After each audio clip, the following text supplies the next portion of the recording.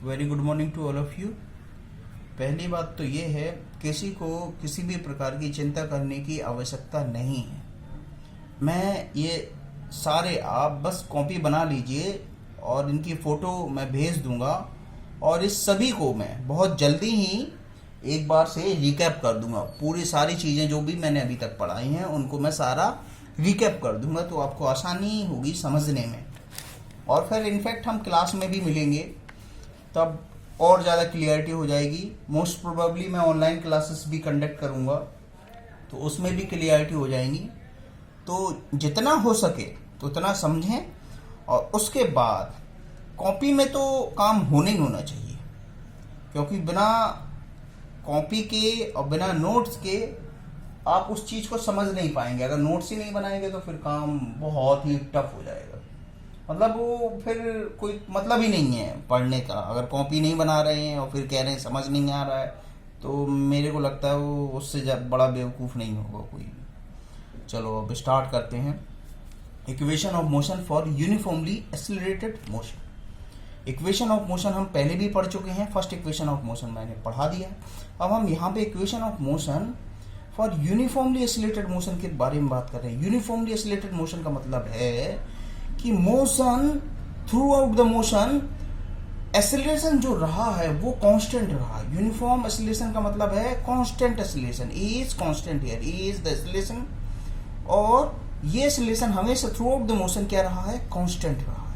अब हम इसका ग्राफिकल रिप्रेजेंटेशन पढ़ेंगे। ग्राफिकल मेथड के द्वारा हम किस तरीके से इसको हम डिराइव करते हैं। फर्स्ट इक्वेशन ऑफ मोशन को हम ग्राफिकल मेथड के द्वारा किस तरीके से हम इसको क्या करते हैं, डिराइव करते हैं। तो यहाँ पे एक सिंपल सा कर्व दे रखा है, एक वीटी कर्व दे रखा है। देखो यहाँ पे क्या दे रखा है, मैंने एक वीटी कर्व देखा है, वी और टी कर्व दे रखा है। वी टी कर्व दे रखा है। ये टाइम एक्सिस है और ये वी एक्सिस है, ये वाई एक्सिस है या वी एक्सिस है। तो अब आप देखिए वेलोसिटी टाइम ग्राफ का, ये जो वेलोसिटी टाइम ग्राफ दे रखा है उसको देखिए आप, तो आपको पता चलेगा कि जो ग्राफ आया है वो स्ट्रेट लाइन है। That is straight line, A B का डिनोट कर रहा है, ये स्ट्रेट लाइन है। अब ये स्ट्रेट लाइन देखो तो सही, inclined with the time axis by an angle theta है। Inclined with the time axis, अगर ये पैरेलल है तो ये भी पैरेलल है, तो ये that is inclined with the time axis as at an angle theta. अच्छा अब देखो एक और ध्यान देने वाली बात है, यहाँ पर वेलोसिटी जीरो से शुरू नहीं हुई। देखो वेलोसिटी जीरो तो यहाँ पर होती है, जीरो से शुरू नहीं हुई, यहाँ पर हुई है। यानी इनिशियल वेलोसिटी उसकी क्या रही है, u। फाइनल वेलोसिटी देखो उसकी क्या हो गई होगी कुछ समय बाद। देखो समय के बाद साथ साथ वो वेलोसिटी क्या रही, बढ़ रही। भाई यहाँ पर जो वेलोसिटी आएगी वो ये होगी, है ना। थोड़े और समय के बाद यहाँ पर कुछ समय के बाद वेलोसिटी ये रही होगी, और ज़्यादा समय के बाद वेलोसिटी ये रही होगी। यानी फाइनल वेलोसिटी v से डिनोट कर रहा हूँ, इनिशियल वेलोसिटी u से डिनोट कर रहा हूँ। अब यहाँ पे ध्यान देने वाली बात है, इनिशियल वेलोसिटी यहाँ पर जीरो नहीं है, क्योंकि ये ओरिजिन से स्टार्ट नहीं हुआ। अगर ओरिजिन से स्टार्ट होता तो इनिशियल वेलोसिटी जीरो होती, और फाइनल वेलोसिटी यहाँ पर क्या है, v है। अगर u इनिशियल वेलोसिटी है और फाइनल वेलोसिटी v है, और vt ग्राफ यहाँ पर एक स्ट्रेट लाइन आ रहा है जो कि inclined with the time axis by an angle theta, theta से इंक्लाइन कर रहा है। That is a straight line. VT curve का जो ग्राफ आ रहा है वो एक स्ट्रेट लाइन। अब आपको पता है वीटी ग्राफ का जो स्लोप होता है वो क्या होता है, एक्सेलरेशन। वो क्या होता है, एक्सेलरेशन होता है कि नहीं होता है। या मैं बोलूं slope is equal to tan theta, और टेन थीटा क्या होता है, एक्सेलरेशन ऑफ दैट बॉडी। अब यहाँ पे एक स्ट्रेट लाइन है तो एक ही स्लोप आएगा। मैंने बताया था एक स्ट्रेट लाइन का एक ही स्लोप आता है। तो थ्रू आउट द मोशन उसको देखो, through out the motion acceleration being constant, क्योंकि एक ही स्लोप है। तो एक ही स्लोप का मतलब है एक ही एक्सेलरेशन इन वीटी ग्राफ, है ना। एक स्ट्रेट लाइन का एक ही स्लोप होता है। तो एक्सेलरेशन मैं ये बताने की कोशिश कर रहा हूँ। यहाँ पर एक्सेलरेशन आप देख कर ही आपको पता चल गया कि एक्सेलरेशन कांस्टेंट है, क्योंकि ये कर्व नहीं है, क्योंकि हमें यहाँ पर स्ट्रेट लाइन मिला है। इस वजह से एक्सेलरेशन क्या है, कांस्टेंट है। एक्सेलरेशन क्या है, कांस्टेंट है। मतलब हम तीनों इक्वेशन जो पढ़ेंगे वो तीनों इक्वेशन में एक्सेलरेशन बीइंग कांस्टेंट के लिए ही आप पढ़ेंगे। वेरिएबल एक्सेलरेशन के बारे में आप यहाँ नहीं पढ़ेंगे। आप तीनों इक्वेशन के लिए, ये तीनों इक्वेशन कांस्टेंट एक्सेलरेशन के लिए ही वैलिड है। तीनों equation, first equation of motion, third second equation of motion, third equation of motion, तीनों इक्वेशन अभी आपने फर्स्ट इक्वेशन से पढ़ी है, सेकंड और थर्ड अभी पढ़ा देंगे। तो इन सब में एक्सेलरेशन बीइंग कांस्टेंट रहा है, मतलब एक्सेलरेशन यूनिफॉर्मली एक्सेलरेटेड मोशन हुआ है यहाँ पर। यूनिफॉर्मली एक्सीलरेटेड मोशन, ठीक है ना, यूनिफॉर्मली एक्सीलरेटेड मोशन मतलब वेलोसिटी जो है वो इक्वल इंटरवल ऑफ टाइम में इक्वल अमाउंट से इंक्रीज कर रही है, हर एक इंटरवल ऑफ टाइम में इक्वल अमाउंट से इंक्रीज कर रही है, उसी को हम बोलते हैं एक्सीलरेटेड मोशन, ठीक है। As the graph here indicates the velocity of the body increases at a uniform rate means acceleration being constant, uniform rate से वेलोसिटी इंक्रीज कर रही मींस एक्सीलरेशन बीइंग कांस्टेंट, ठीक है ना, यूनिफॉर्म रेट से velocity change करें मतलब acceleration क्या है, कांस्टेंट है, एक्सीलरेशन क्या है, कांस्टेंट है, एक्सीलरेशन कांस्टेंट है, जैसा कि मैंने पहले ही बताया था, एक ही स्लोप है तो एक ही एंगल है तो एक ही tan थीटा भी होगा। From the graph initial velocity of the body being u, graph से मैंने अभी बताया था आपको इनिशियल वेलोसिटी क्या है, u, अभी समझाया था। At time t equal to 0, ये t इक्वल टू 0 होगा यहाँ पे कि नहीं होगा, t धीरे धीरे बढ़ेगा और t इक्वल टू 0 पर वेलोसिटी कितनी है u, t equal to t पर वेलोसिटी कितनी है, अगर ये टाइम पूरा t है, यहाँ से लेके यहाँ तक का टाइम अगर पूरा t है तो उससे वेलोसिटी क्या आ गई, फाइनल वेलोसिटी v आ गई है, final velocity let the velocity then the body accelerate uniformly with an acceleration a, तो यूनिफॉर्मली एक्सीलरेटेड मोशन हो रहा है, let the velocity of the body be v after a time t, कुछ समय घटने के बाद t टाइम जाने के बाद उसकी वेलोसिटी बाई एक्सीलरेट करिए थ्रू आउट द मोशन और यूनिफॉर्म एक्सीलरेशन हुआ है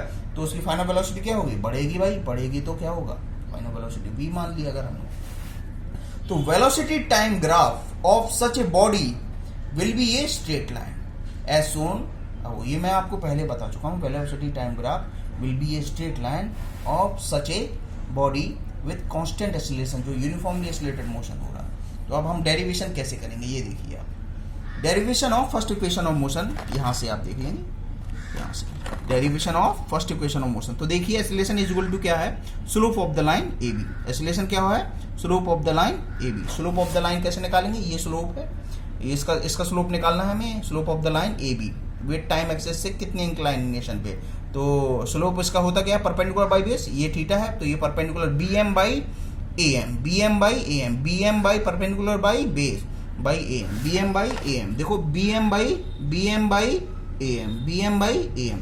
अब बी एम को आप देखो क्या लिख सकते हैं, बी एम को आप देखो क्या लिख सकते हैं, बी एम को मैं लिख सकता हूँ, बी एम को मैं लिख सकता हूँ B P minus M P, B M को मैं क्या लिख सकता हूं, this is equal to B P minus M P, B M should be equal to B P minus M P, B P minus M P, तो देखो यहाँ पे B P minus M P, B P minus M P, और जो A M था वो as it is वहीं पे है, जो ए एम था वो एज इट इज है। तो बी पी देखिए आप, बी पी है क्या, बी पी है क्या, बेसिकली बी पी है क्या, तो आप बी पी को देखिए, बी पी को, बी पी बेसिकली है क्या, ये डिस्टेंस किसके बराबर है, ये डिस्टेंस देखो ये किसके बराबर है, फाइनल वेलोसिटी के बराबर है कि नहीं है, तो बीपी की जगह मैं v लिख सकता हूं और mp की जगह देखो क्या है, ये इनिशियल वेलोसिटी के बराबर है, ये इनिशियल वेलोसिटी के बराबर है, तो mp को मैं u लिख सकता हूं, bp को मैं v लिख सकता हूं और mp को मैं u लिख सकता हूं, bp को मैं v लिख सकता हूं और mp को मैं u लिख सकता हूं, और देखो am, जो am था वो तो ये टाइम है, टाइम इंटरवल है, ये कितना है am, t है, am कितना है, t है, तो मैं उसकी जगह में क्या लिख सकता हूँ, उसकी जगह में लिख सकता हूँ t, उसकी जगह में क्या लिख सकता हूँ t, तो ये हमारे पास इक्वेशन आ गई है, ये तो अब a इंटू टी कर देंगे, क्रॉस मल्टीप्लाई करेंगे तो v माइनस यू, और यहाँ से आपके पास आ जाएगा, हम u को उस तरफ ले गए हैं तो A T plus U is equal to v, और v उसको सही तरीके से लिख देंगे, v is equal to u plus A T. This is the first equation of motion for uniformly accelerated motion, मतलब एक्सीलरेशन क्या रहा है थ्रू आउट द मोशन, क्या रहा है, कांस्टेंट रहा है, थ्रू आउट द मोशन क्या रहा है, कांस्टेंट रहा है। तो ये इक्वेशन आपको पहले भी पढ़ लिया था, अब आपने ग्राफिकल तरीके से भी इसको आपने समझ लिया है। दूसरी इक्वेशन भी इसी ग्राफ के कारण आपको मिल जाएगी, जो कि डिस्प्लेसमेंट की रिलेशन बताती है, डिस्प्लेसमेंट की रिलेशन निकाल के दिखाएंगे अभी हम। तो derivation of second equation of motion देख लेते हैं, derivation of second equation of motion कैसे करेंगे।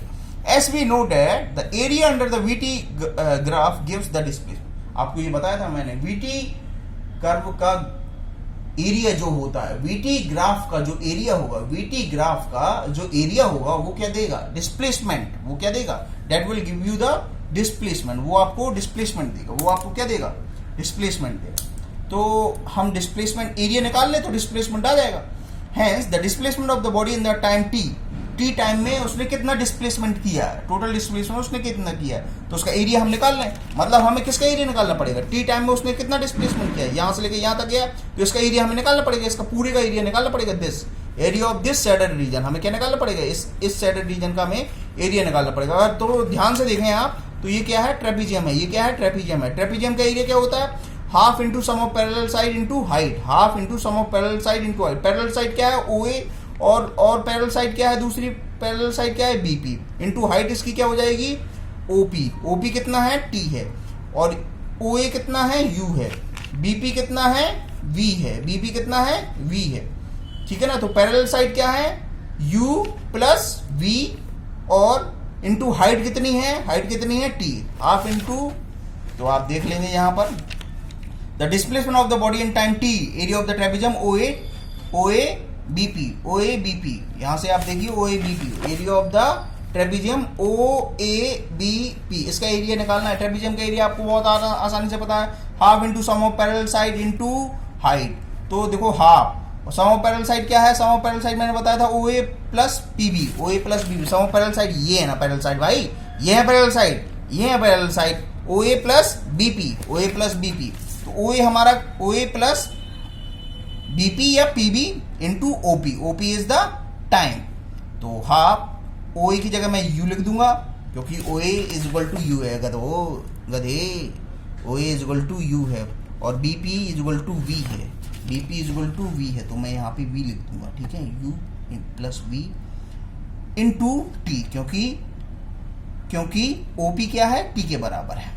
अब यहां तक तो आपको समझ में आ गया, यहां तक आपको समझ में आ गया। अब जो ये V है, इसकी जगह मैं क्या डाल दूं, फर्स्ट इक्वेशन ऑफ मोशन के कारण जो हमारे पास रिजल्ट आया था, V is equal to U plus 80, तो जो ये V आया है इसकी जगह मैं क्या डाल दूं, V is equal to U plus 80 डाल देता हूं। तो V की जगह मैंने क्या डाल दिया है, U प्लस 80 डाल दिया है, और टाइम एज इट इज चलेगा, है ना, 1/2 इंटू U, और V की जगह मैंने क्या डाल दिया, U प्लस 80। तो यहाँ पे U प्लस U कितना हो जाएगा, 2U हो जाएगा, 2U हो जाएगा कि नहीं हो जाएगा, और 80 एज इट इज, और ये T, और 1/2 एज इट इज। आगे बढ़ते हैं, S इज इक्वल टू क्या हो जाएगा, S इज इक्वल टू क्या हो जाएगा, 1/2, अब ब्रैकेट खोल दिया है मैंने, तो 2U हो गया था, इंटू T भी मल्टीप्लाई होगा पूरी, आप भैया अपने आप कर सकते हैं, ये जो कैलकुलेशन है, 1/2 into A T into T। तो यहां से आपके पास आ जाएगा S is equal to UT, S is equal to UT, 2 तो कैंसिल हो गया, प्लस हाफ A, और T into T will be T square, ठीक है ना। तो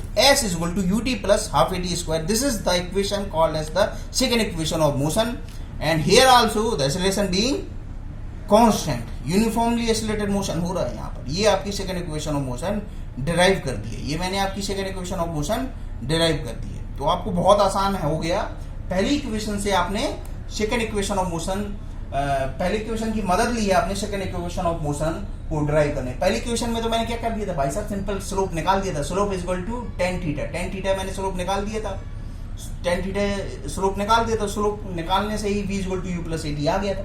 दूसरी सेकंड इक्वेशन ऑफ मोशन करने के लिए आपने क्या किया था, area of the trapezium, area of the trapezium क्या होता है, half into sum of parallel, half into sum of parallel side into height. तो सम ऑफ पैरेलल साइड दे रखी थी, हाइट भी दे रखी थी, अब भी दे रखा, तो आसानी से हमने उसमें V की जगह हमने क्या डाल दिया है, U प्लस 80। तो हमारे पास आ गया S is equal to UT plus half AT square. This is the second equation of motion, this is the second equation of motion. अब ये बहुत आसान है सेकेंड इक्वेशन ऑफ मोशन। अब आप देखो सेकेंड इक्वेशन ऑफ मोशन में किस किस की रिलेशन है, डिस्प्लेसमेंट की, S यहाँ पर क्या डिनोट करता है, displacement of the body at time T interval.